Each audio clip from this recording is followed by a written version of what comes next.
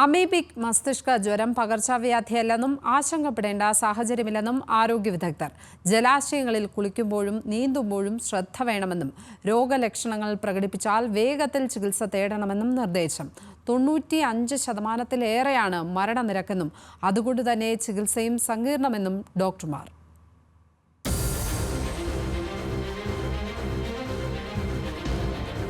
കോഴിക്കോട് ജില്ലയിൽ അമീബിക് മസ്തിഷ്ക ജ്വരം റിപ്പോർട്ട് ചെയ്ത സാഹചര്യത്തിലാണ് ആരോഗ്യ വിദഗ്ധർ നിർദ്ദേശങ്ങൾ നൽകുന്നത്. പകർച്ചവ്യാധി അല്ലാത്തതിനാൽ ആശങ്കപ്പെടേണ്ട സാഹചര്യമില്ല.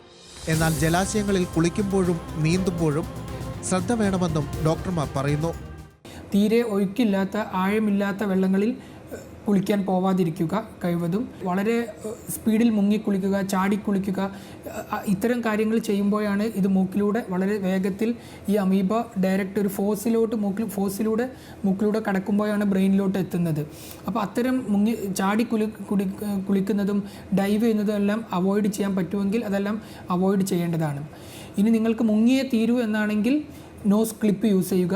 നോസ് ക്ലിപ്പ് യൂസ് ചെയ്തിട്ട് മുങ്ങിക്കുളിക്കാവുന്നതാണ്. പനി, തലവേദന, ഛർദി തുടങ്ങിയവയാണ് പ്രധാന രോഗലക്ഷണങ്ങൾ.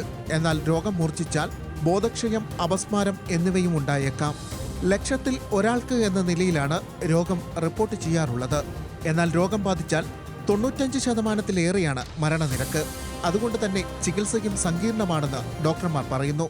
ബാക്ടീരിയൽ മസ്തിഷ്ക ജ്വരങ്ങളെയും വൈറൽ മസ്തിഷ്ക ജ്വരങ്ങളെയുമായി താരതമ്യം ചെയ്യുമ്പോൾ ഈ അമീബിക് മസ്തിഷ്ക ജ്വരം ഡയറക്റ്റായി ബ്രെയിനിനെ തന്നെ ബാധിക്കുന്നതിനാൽ ഇതിൻ്റെ രോഗം പെട്ടെന്ന് തന്നെ മൂർച്ഛിക്കുന്നതും ചികിത്സ അല്പം സങ്കീർണവുമാണ്. അതായത് ചികിത്സ ബുദ്ധിമുട്ടേറിയതാണ്. ഇനി ചികിത്സ എന്ന് പറയുന്നത് ഈ centre for disease control CDC recommendation പ്രകാരമുള്ള ഒരു കൂട്ടം ആൻറ്റിബയോട്ടിക്, ഏകദേശം 6ഓളം ആൻറ്റിബയോട്ടിക്, ആംഫോട്രസിനാണ് മെയിനായിട്ടുള്ള ഡ്രഗ്, വേറെ 4 ഡ്രഗുകളുമുണ്ട്. ഇതെല്ലാം കൃത്യമായ അളവിൽ നൽകുക എന്നാണ് ചികിത്സ. എന്നിരുന്നാൽ പോലും ഈ അസുഖത്തിൻ്റെ മോർട്ടാലിറ്റി എന്ന് പറയുന്നത് 95% കൂടുതലാണ്. അതായത് യഥാർത്ഥ സമയത്ത് ഈ മരുന്നുകൾ കൊടുത്താൽ പോലും ഇത് ചികിത്സയോട് പ്രതികരിക്കുന്നത് അപൂർവം ചില പേരാണെന്ന് മാത്രം. തലച്ചോറിനെയാണ് പ്രധാനമായും ബാധിക്കുക. ഇത് ഡയറക്റ്റ് ബ്രെയിനിലോട്ട് ഇൻവേഡ് ചെയ്യുന്നതിനാൽ ഇത് പ്രധാനമായിട്ടും ബാധിക്കുന്നത് മസ്തിഷ്കത്തെ, അതായത് ബ്രെയിനിനെ തന്നെയാണ്. ബാക്കിയുള്ള അവയവങ്ങളെ ബാധിക്കുന്നത് കുറവാണ്. പക്ഷേ വളരെ അപൂർവമായിട്ട് ഹാർട്ടിനെയൊക്കെ ബാധിക്കാം, പക്ഷേ അത് വളരെ കുറവാണ്. ജലാശയങ്ങളുടെ ക്ലോറിനേഷനും മൂക്കിൽ വെള്ളം കയറുന്നത് നിലയിൽ മുങ്ങിക്കുളിക്കുന്നതും നീന്തുന്നതും ഒഴിവാക്കുന്നത് രോഗത്തെ തടയും. രോഗലക്ഷണങ്ങൾ പ്രകടിപ്പിച്ചാൽ വേഗം ചികിത്സ തേടണമെന്നും ആരോഗ്യ വിദഗ്ധർ നിർദ്ദേശിക്കുന്നു. ന്യൂസ് മലയാളം, കോഴിക്കോട്.